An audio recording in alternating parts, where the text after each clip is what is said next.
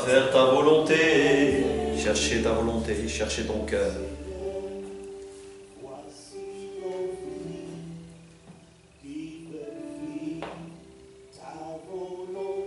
Ta volonté, Père, comprends ta volonté, comprends ton cœur.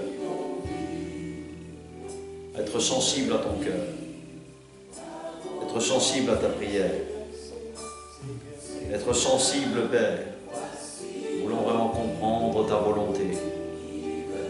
Et quand nous écoutons ta parole, c'est pour que nous puissions comprendre ta volonté. Afin que, Père, nous puissions nous relâcher totalement. Que nous puissions vraiment réaliser ce qu'est ta volonté. Comprendre le sens de ce qui nous permet, Père, d'avoir ton cœur. De comprendre, Père, le fardeau de ton cœur. Toi qui veux donner la vie, qui donne la vie, toi qui donnes le choix. Et c'est cela, Père, que nous voulons nous rappeler. Parce que, Père, c'est vrai, en étant là devant toi, ce chant, ces hymnes, ces rythmes qui doivent sonner en nous, de chercher toujours ta volonté, de comprendre, Père, ta volonté, toi qui ouvres les yeux à ta volonté, comprendre le sens à ta volonté.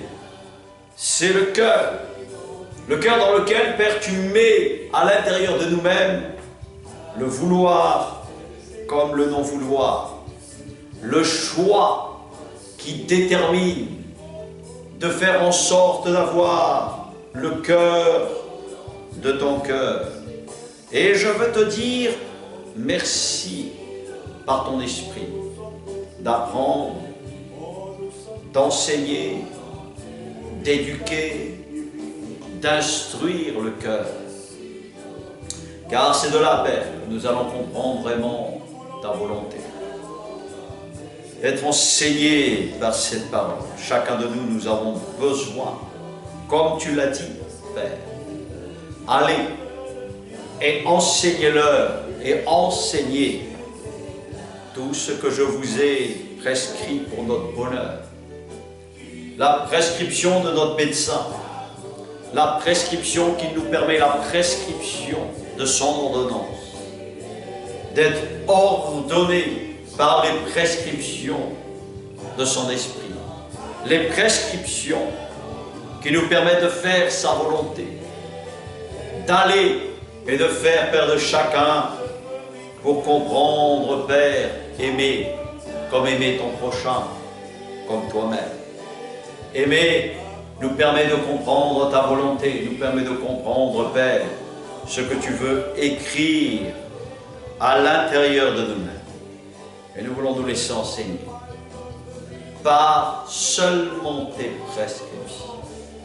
Je te dis merci d'élever chant, musique, élever sans cesse et seulement, Père, le rythme que nous avons à l'intérieur pour pouvoir chanter et exprimer seulement ta volonté.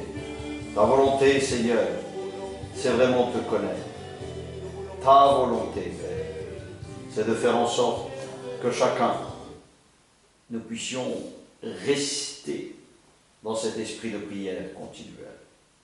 Car ton esprit nous permet, Père, d'être réellement dans cette communion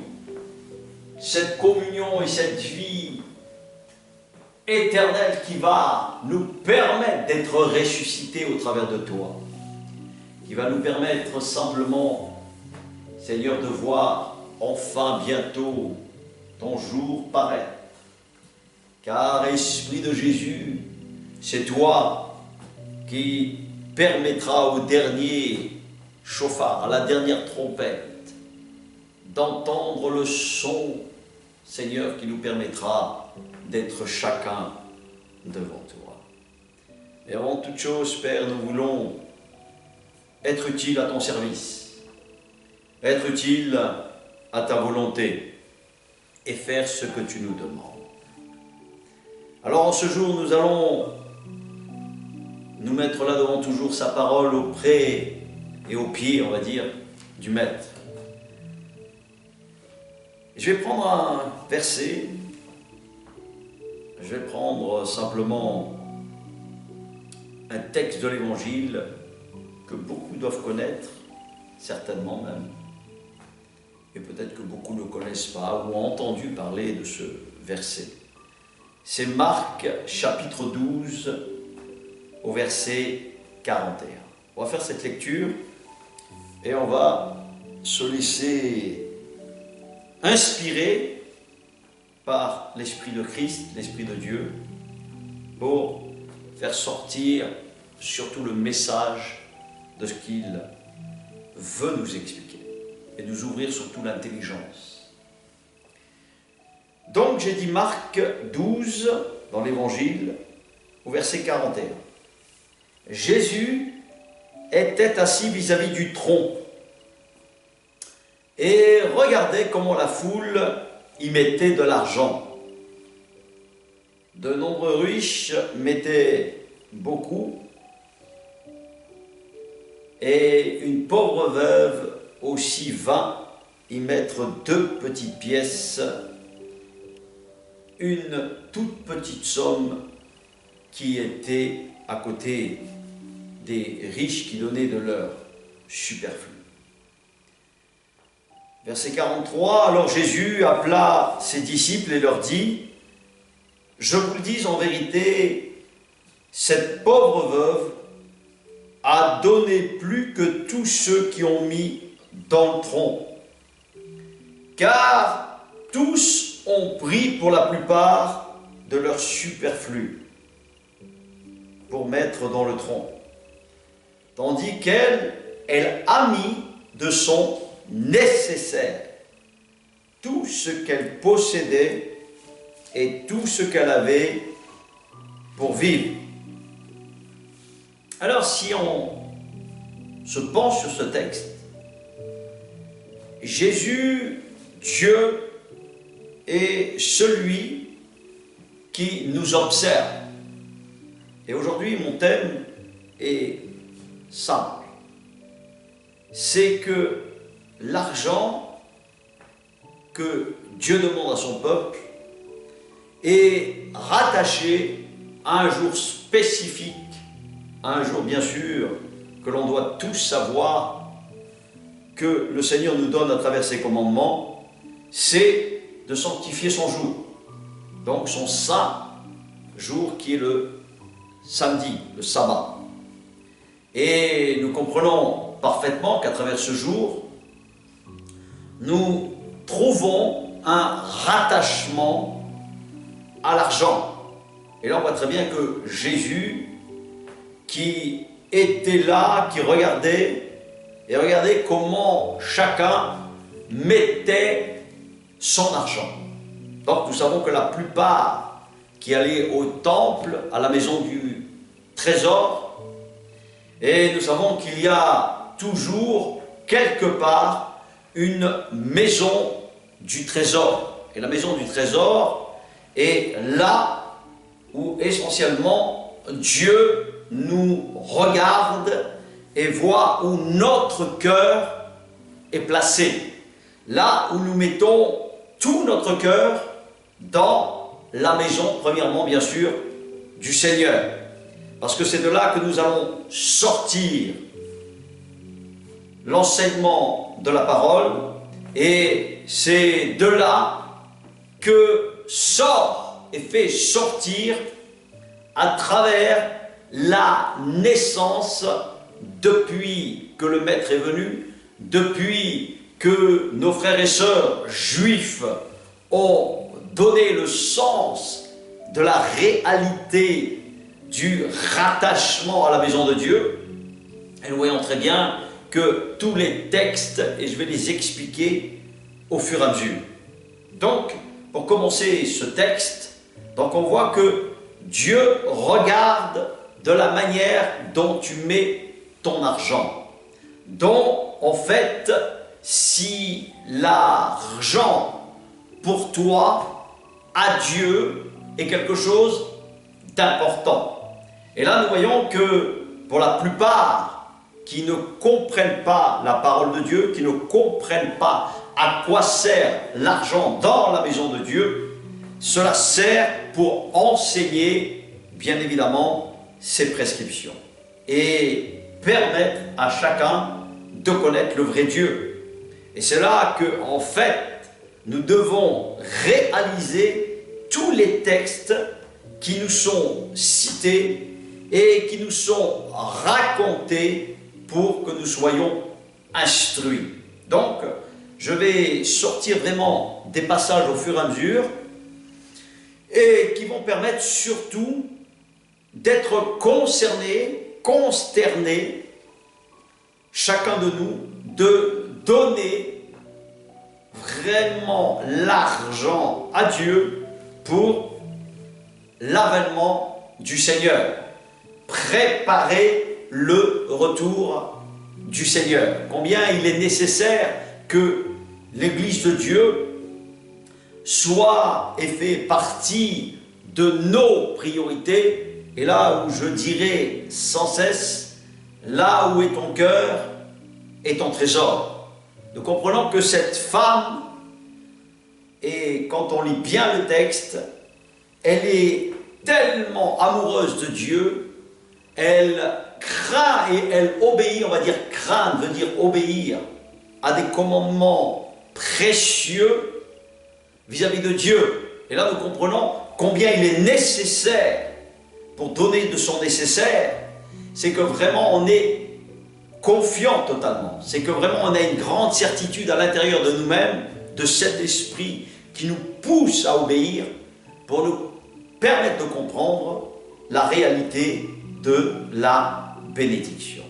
Donc nous savons que chacun de nous, nous préparons un avènement et chacun de nous, c'est en fait cet argent qui est mis dans la maison du trésor, dans la maison de Dieu, dans l'église de Dieu, aujourd'hui comme on peut la citer dans l'assemblée de Dieu, dans la communion des frères et des sœurs, pour l'avancement de son royaume, simplement au retour du Maître.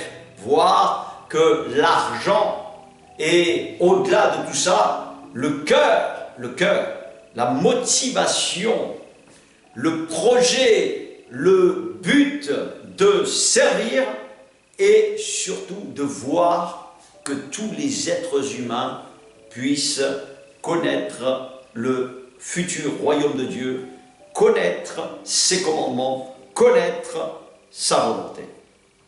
Et là, on voit très bien que le Maître, quand il cite cette veuve, en plus elle est veuve, elle est non seulement veuve, mais pauvre.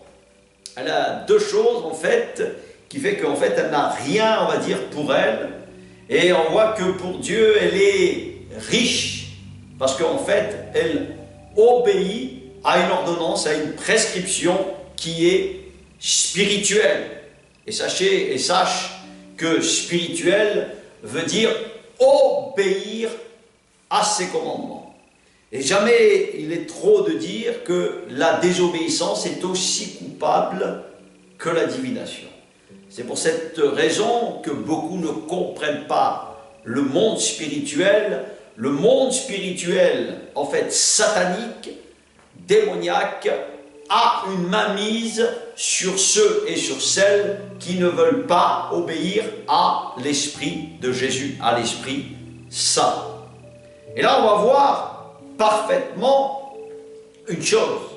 Et cette phrase de Dieu, ok, qui est claire, il voit si notre cœur est vraiment par rapport à l'argent important pour Dieu, de la même manière que en fait je veux avoir ce cœur de Dieu. Je veux surtout ressembler à ce Dieu et vraiment je mets tout mon être et là je réalise que mettre Dieu en premier, et nous voyons très bien que Dieu en premier, vous l'avez sur les 5 premiers commandements. Et c'est pour cette raison que dans ces 5 premiers commandements, le rattachement de la dîme comme de l'offrande est rattaché à son saint jour, c'est-à-dire au jour du repos. On prépare chaque début de semaine, comme il est écrit dans la plupart des textes, pour donner à la maison du trésor. Et là, on va voir ensemble, à travers certains textes qui le mentionnent, c'est Malachie, chapitre 3, au verset 10. Donc, on va voir Malachie, on va voir ce que dit l'Esprit de Dieu à travers notre frère Malachie. Et il dit, à partir du verset 16, plutôt on va commencer à partir du verset 6, pardon. Malachie 3, verset 6. Donc c'est Dieu qui parle, je suis l'Éternel, je ne change pas, et vous, descendants de Jacob, c'est-à-dire tous les êtres humains issus de cette postérité, à travers tous les êtres humains qui sont nés. Vous n'avez pas été détruits à cause de la croix, à cause de celui qui est intervenu, Dieu lui-même incarné à travers Jésus, la personne de Jésus. Dès l'époque de vos ancêtres, vous vous êtes écartés de mes prescriptions. Vous ne les avez pas respectées. Revenez à moi et je reviendrai à vous, dit l'Éternel, le Maître de l'univers. Donc c'est bien Dieu qui parle. Et on voit très bien que Dieu parle et dit « et vous dites ». Et vous dites. Quand Dieu dit cela, en fait, il dit à quoi vous pensez, et vos pensées restent sur vos ordonnances et dans les miennes, vos prescriptions et dans les miennes. Et alors regarde ce qu'il dit, clair. Et vous dites, en quoi devons-nous revenir? Point d'interrogation. Un homme peut-il tromper Dieu? En effet, vous me trompez et vous dites, en quoi t'avons-nous trompé? Et Dieu répond, dans les dîmes et les offrandes. Et il dit, vous êtes frappés par la malédiction et vous me trompez. La nation tout entière. Et il est exclamé, puisqu'il y a un point d'exclamation, l'écriture est claire sur une virgule, comme un point d'interrogation et comme un point d'exclamation. Et là, voilà en fait ce qu'il dit. Apportez toutes les dîmes à la maison du trésor, afin qu'il y ait quoi? De la nourriture dans ma maison. Donc, c'est la nourriture spirituelle, la nourriture de ses commandements, de ses ordonnances, de ses prescriptions. Et Dieu nous met au défi, chacun de nous. Mettez-moi ainsi à l'épreuve, dit l'Éternel, le Maître de l'univers. Et vous verrez si je n'ouvre pas pour vous les fenêtres du ciel, si je ne les déverse pas sur vous, comme il est écrit, la bénédiction en abondance. Pour vous, je menacerai l'insecte vorace, afin qu'il ne détruise pas les produits du sol, et que la vigne ne soit pas stérile dans vos campagnes, dit l'Éternel, le Maître de l'univers. Dit le Maître de l'univers, toujours Dieu. Toutes les nations vous déclareront heureux, car vous serez beau à voir ou belle à voir, un pays délices, une ville ou une famille, dit l'Éternel, le Maître de l'univers. Je laisse découvrir le reste pour que tu comprennes bien que c'est Dieu, que je ne fais que simplement donner la parole, permettre la parole, et nous voyons très bien que Dieu nous explique toutes ces choses, parce que nous voyons très bien que chacun de nous, nous avons un mal pour la plupart, et l'avarice comme le radinisme ou l'égoïsme, l'égocentrisme, sont des points culminants de ce que ton cœur, pour la plupart du temps, la plupart de chacun, dans le caractère, nous sommes ainsi faits. Nous avons un gros problème avec l'argent, et nous voyons très bien que Dieu, pour la plupart du temps, quand tu vois et que tu touches l'argent, est un problème. Et nous voyons très bien que l'argent est bien fondamentalement la racine des maux qui divisent. Parce que bien évidemment, s'il n'y avait pas ce moteur, il n'y aurait pas de but, il n'y aurait pas de service, puisque l'argent sert sur un plan personnel, sert à manger, sert à se déplacer, sert à faire plaisir, sert à se faire plaisir, et bien évidemment, aujourd'hui, l'argent est centré sur le give me, sur le moi. C'est pour cette raison que, en fait, Dieu met au centre une veuve, et quand il met au centre cette veuve, il nous explique, elle est pauvre et elle est veuve. Cela veut dire qu'elle place Dieu au-dessus de tout. C'est facile de donner de l'argent quand on en a, mais quand on n'en a pas, c'est là où on voit où ton cœur est attaché.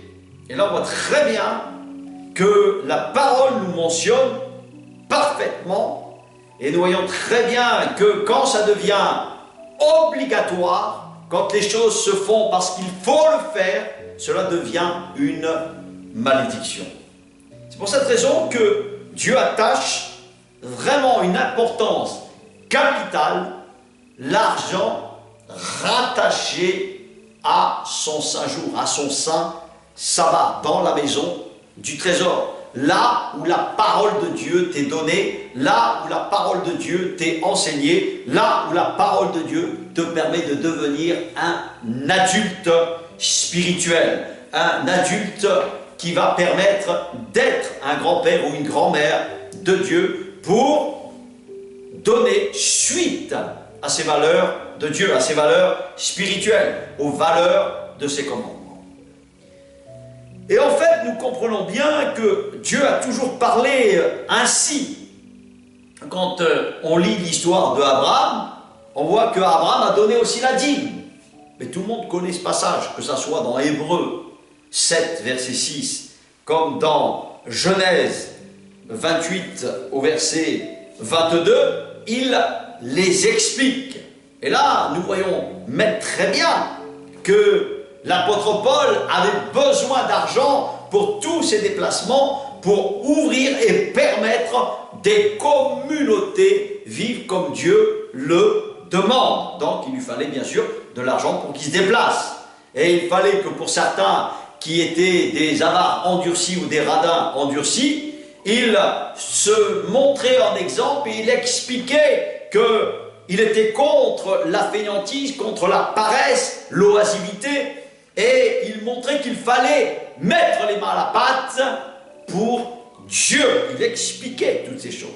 L'apôtre Paul, notre frère, était vraiment un fondateur. Et nous voyons très bien que l'apôtre Paul, comme l'apôtre Pierre, était là-dessus intransigeant aussi sur l'argent. Il faut comprendre simplement que les récoltes des offrandes qui étaient effectuées, les récoltes de cet argent, étaient permis pour simplement leur payer leur voyage, leur nourriture et tout ce qui s'ensuit. Mais comme on ne voit plus les choses de la même manière à travers justement ceux qui font véritablement le service de Dieu, qui s'occupent de ses affaires, et nous voyons même très bien que Jésus lui-même, Dieu lui-même, expliquait cela depuis sa tendre enfance, quand il disait à ses parents, il faut que je m'occupe des affaires de mon Père. Simplement, c'est une préfiguration que chacun doit prendre à cœur en fonction de ses moyens. La dîme n'est que simplement le minima. L'offrande est même supérieure à la dîme. Cela veut dire mettre encore plus d'argent pour Dieu, mettre Dieu au centre de tout, comme cette veuve est démontrée. Et je crois qu'il n'y a rien de plus grand qui est nommé justement en ce qui concerne l'argent. Nous voyons même très bien que Dieu était très bien entouré, Jésus, avec des femmes qui s'occupaient bien sûr de toutes les tâches qu'il fallait et qui permettaient, pour certains qui étaient certainement riches, qui avaient de l'argent, qui permettaient justement à Jésus et à ses disciples de se déplacer de lieu en lieu pour pouvoir faire l'œuvre de Dieu, c'est-à-dire accomplir les desseins, puisque Judas était quelqu'un qui était tenu par Mammon, c'est-à-dire par l'argent, et l'argent qui est mal utilisé devient une malédiction. C'est pour cette raison que l'argent doit être utilisé dans la maison pour permettre la nourriture, pour permettre toutes les causes que Dieu nous demande, pour faire connaître les vraies valeurs spirituelles de ses ordonnances et de ses commandements. Donc nous voyons très bien que tous les textes qui nous sont mentionnés, on va faire une autre lecture, c'est dans Proverbe 3, verset 9, et là nous voyons aussi Proverbe 3, verset 9, c'est toujours Dieu qui parle, qui nous explique, qui nous dit, Proverbe 3, verset 9,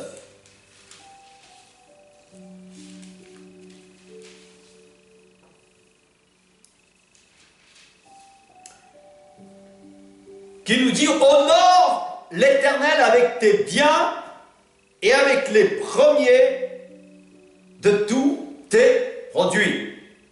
Alors tes greniers seront abondamment remplis et tes cuves déborderont de vin nouveau. Honore l'Éternel avec tes biens et avec les premiers, c'est-à-dire les dîmes. » Et là nous voyons la première dîme qui est donnée, c'est à travers Abel et Caïn. Nous voyons parfaitement Abel qui donne le premier-né de ses troupeaux à Dieu, c'est-à-dire une offrande qui lui est agréable, contrairement à Caïn qui donnait plutôt ce qui n'était pas bon à Dieu. On voit la différence de disposition de cœur entre ces deux frères. Et nous voyons très bien que Dieu fait la même remarque à travers la veuve et à travers tous ceux qui donnent de leur nécessaire, qui ne donnent que de leur superflu.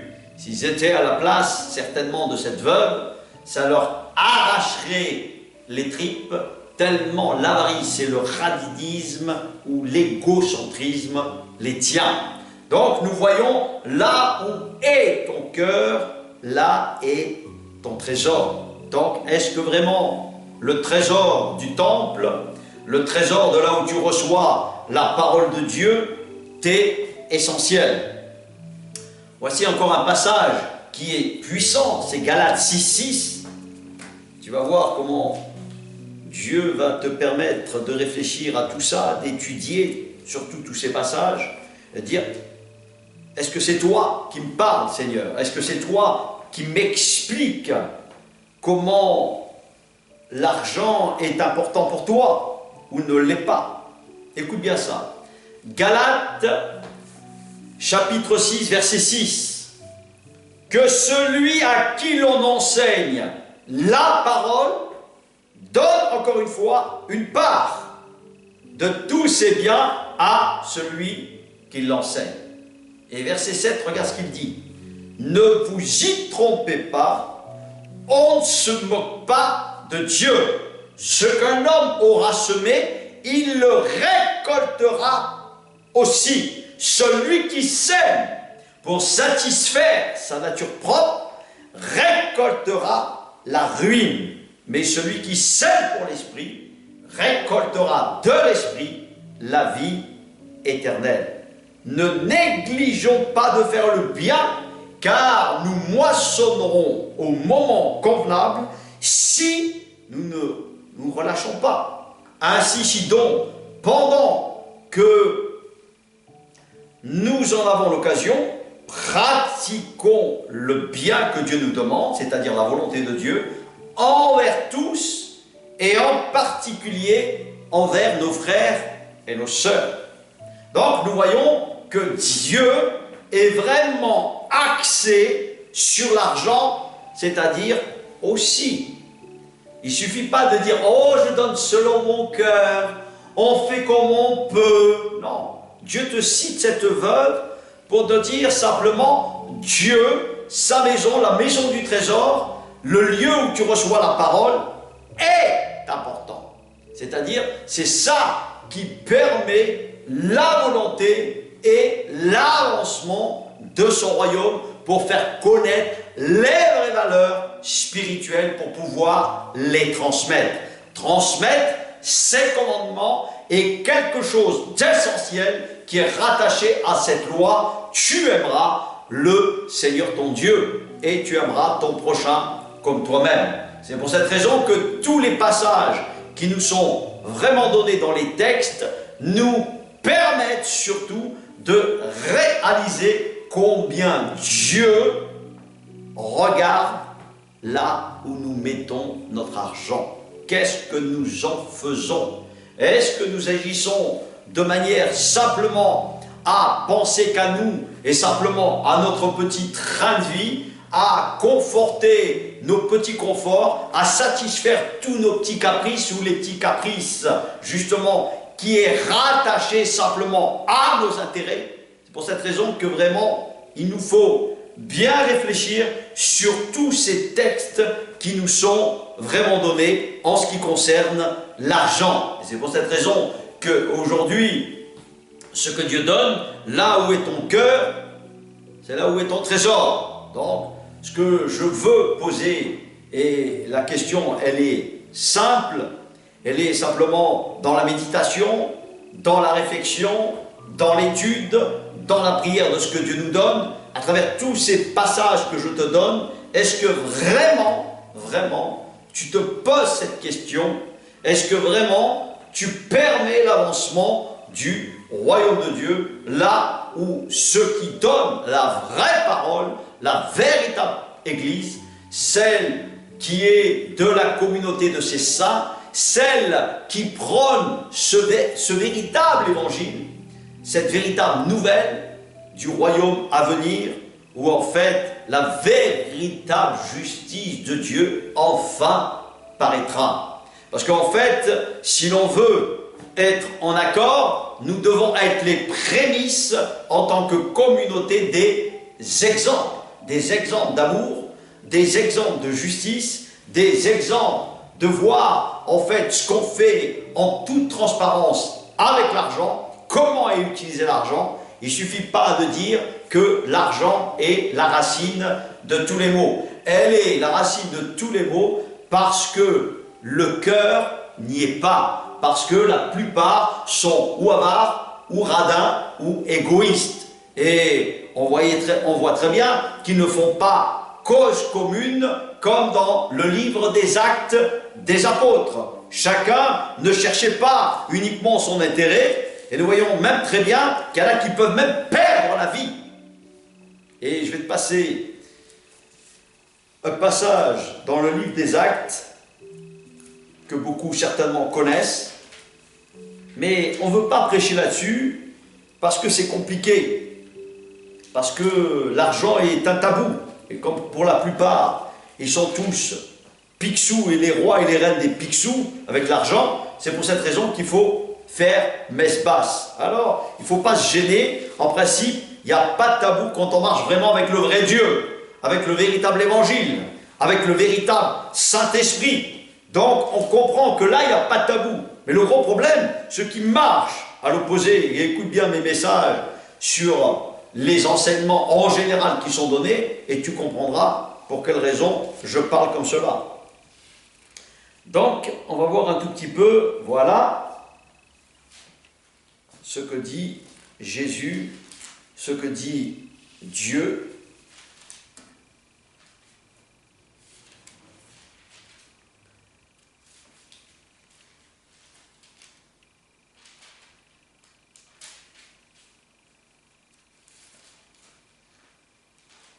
Alors,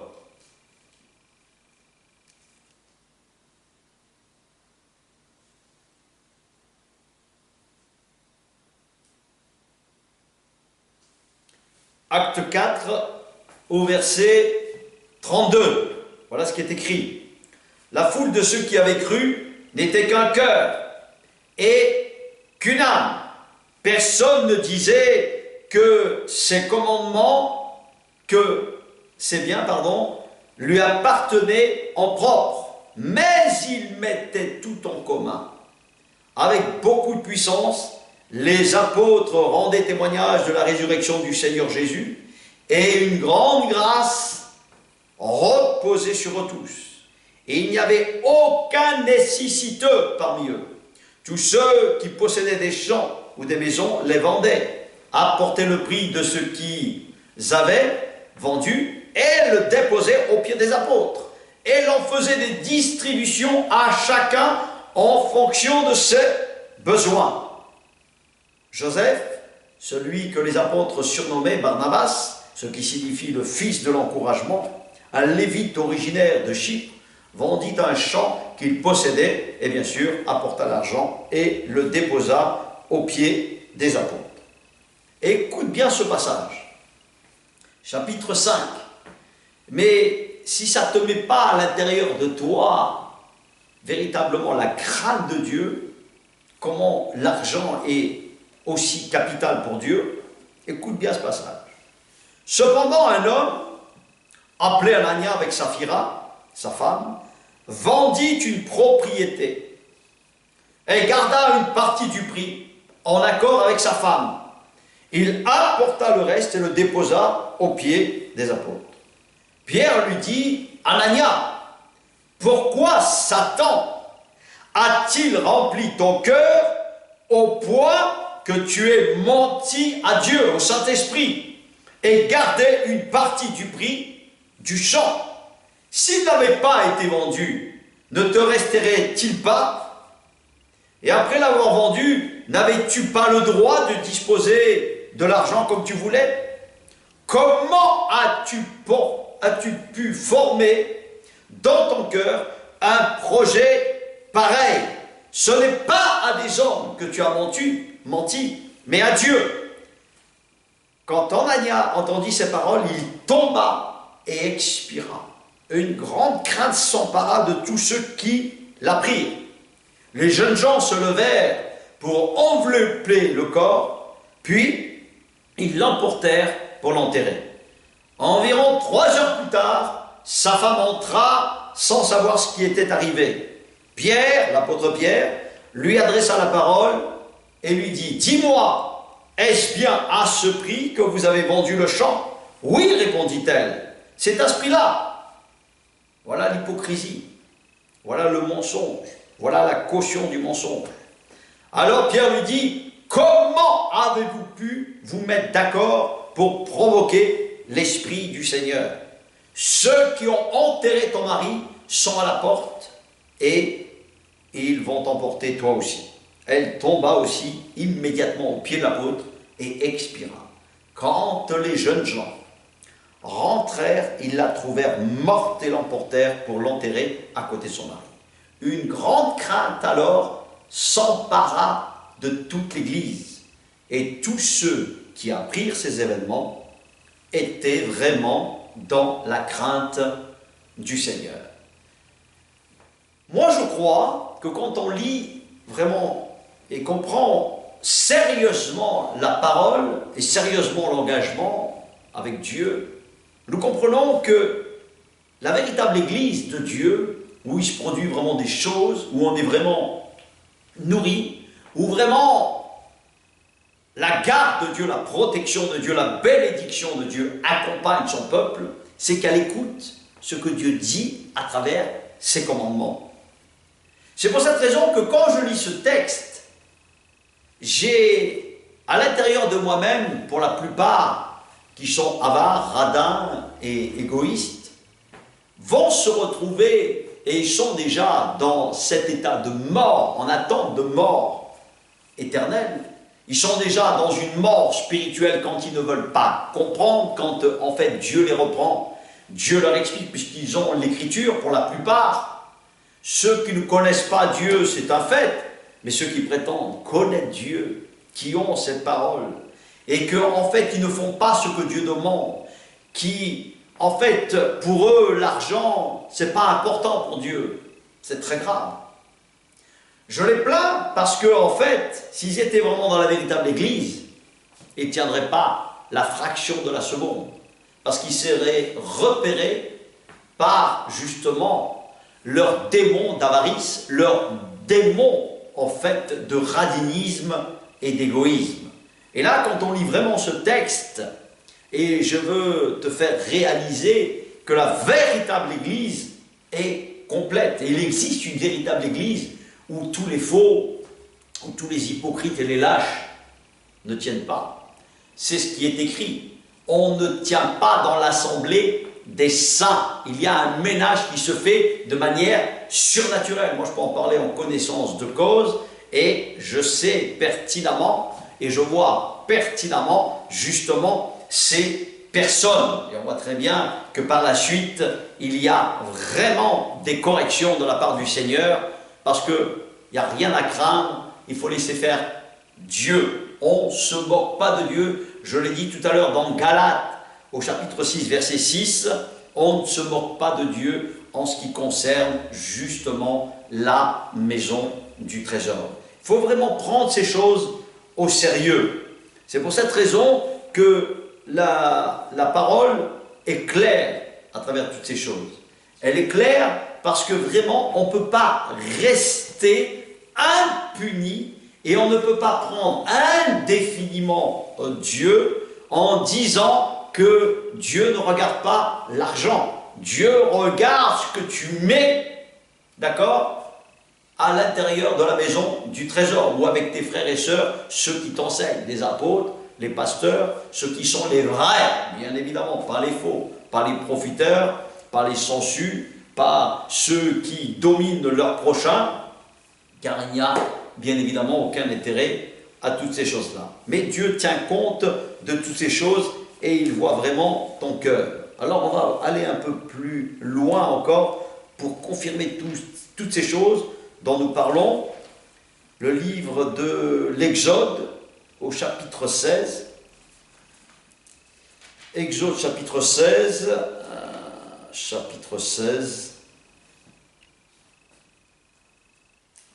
au verset 3, non, verset 22, pardon.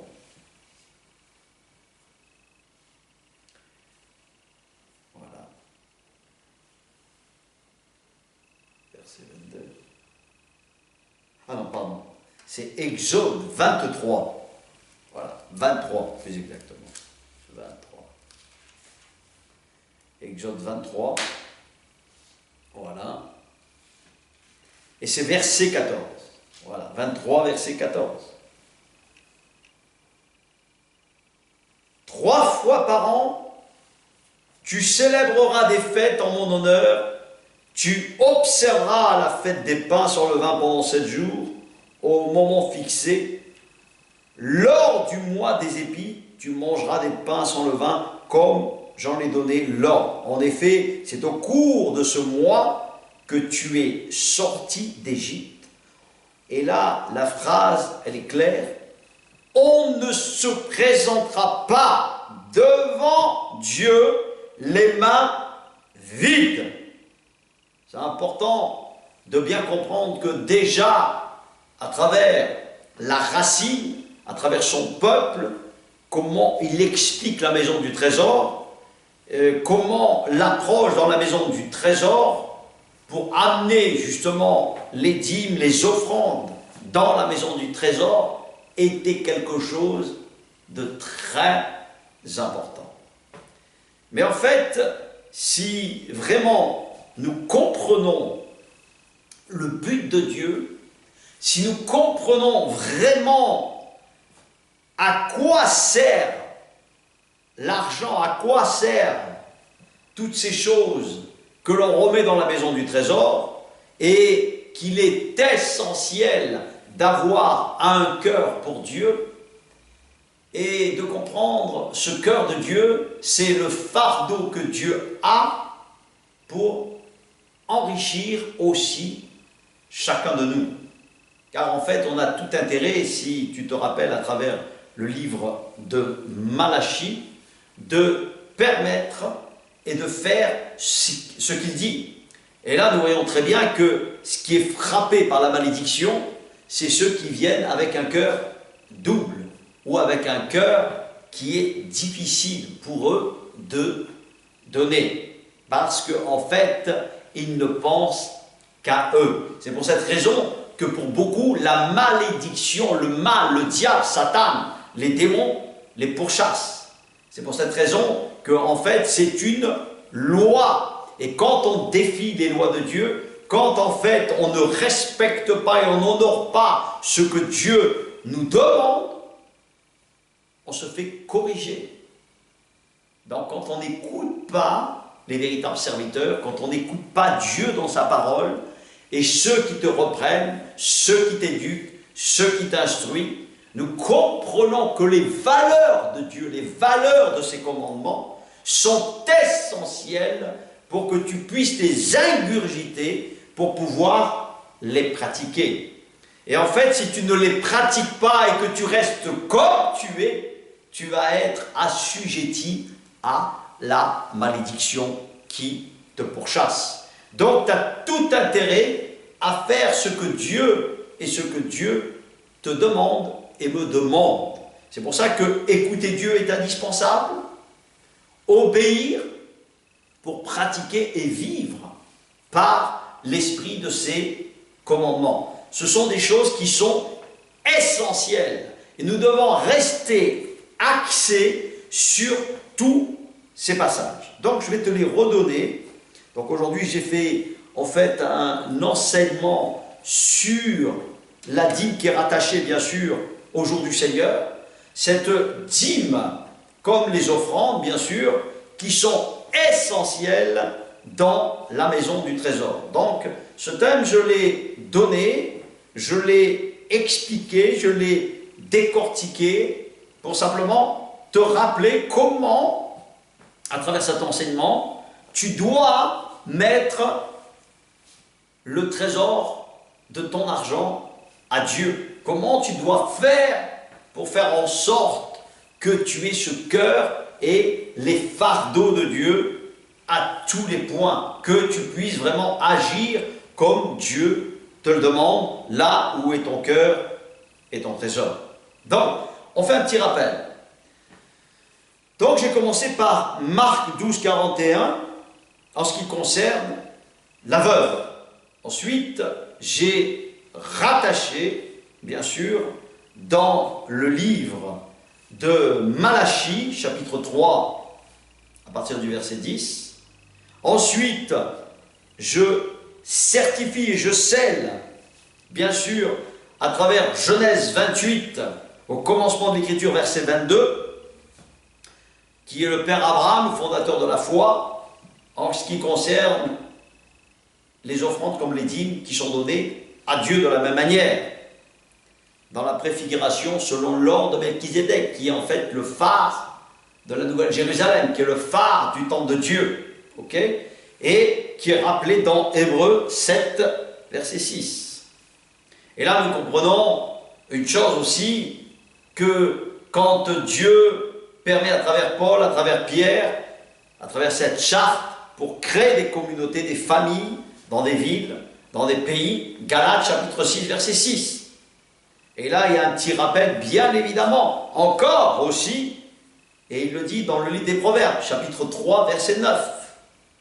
Et comme on vient de finir, avec Exode 23, au verset 14, on ne va pas à la maison du trésor les mains vides.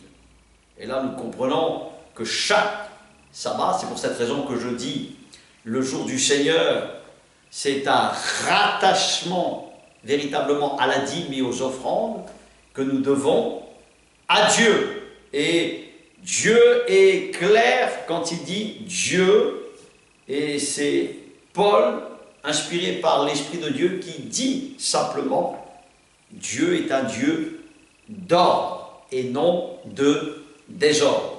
Donc il nous faut nous tenir sur ce que Dieu nous demande de faire.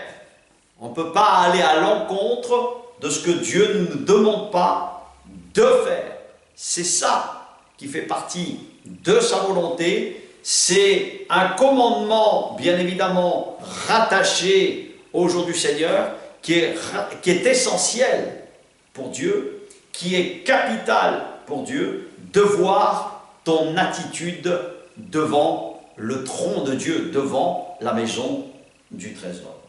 C'est pour cette raison que c'est bon de réfléchir sur toutes ces choses pour pouvoir bien les rattacher, pour pouvoir bien les lier, pour pouvoir bien les méditer, les réfléchir, les prier, demander son pardon, d'invoquer sa grâce sur la vie de chacun de nous pour recevoir sa bracha, pour recevoir sa bénédiction que nous avons besoin, car le monde a soif de quoi? D'un véritable royaume, d'une véritable théocratie de Dieu selon l'ordre de ses commandements, selon sa justice. C'est pour cette raison que Jésus est clair: cherche mon royaume et ma justice, et toutes choses te sont données par-dessus tout. Mais il nous faut essentiellement être disciplinés sur l'argent, disciplinés sur ce que Dieu nous demande, là où nous recevons la parole de Dieu. Il faut comprendre qu'il y a un but et il y a un projet en ce qui concerne l'argent que tu mets dans le tronc. C'est simplement pour dire, comme il est écrit dans la prière sacerdotale, pour que son règne vienne, pour que l'humanité à Jérusalem, l'année prochaine, où toutes les nations afflueront et connaîtront véritablement les vraies valeurs spirituelles, les vraies valeurs de ses commandements et surtout les vraies valeurs de ses fêtes.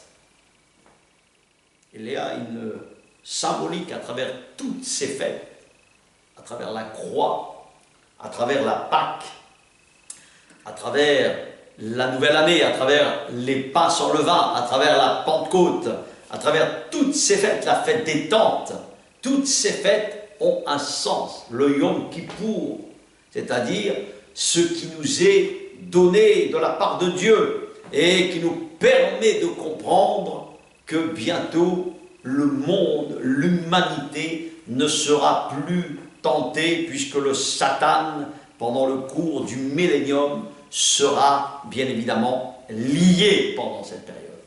Et nous devons vraiment réaliser, si nous voulons voir la vie de Dieu, si nous voulons voir la bénédiction, si nous voulons voir une certaine prospérité à notre niveau, peu importe ce que nous sommes, peu importe le métier que nous avons, peu importe comment nous sommes dans la société, mais nous devons être les meilleurs. Et c'est cela qui intéresse Dieu, c'est de voir où nous mettons notre argent. Si nous sommes solidaires dans Actes, ce que j'ai lu tout à l'heure, 4 et 5, pardon, j'ai oublié ça aussi, Actes chapitre 4 et chapitre 5, là nous voyons très bien comment vraiment Dieu regarde à l'argent, comment Dieu regarde ce que nous faisons, et il voit, et il nous connaît mieux que nous-mêmes.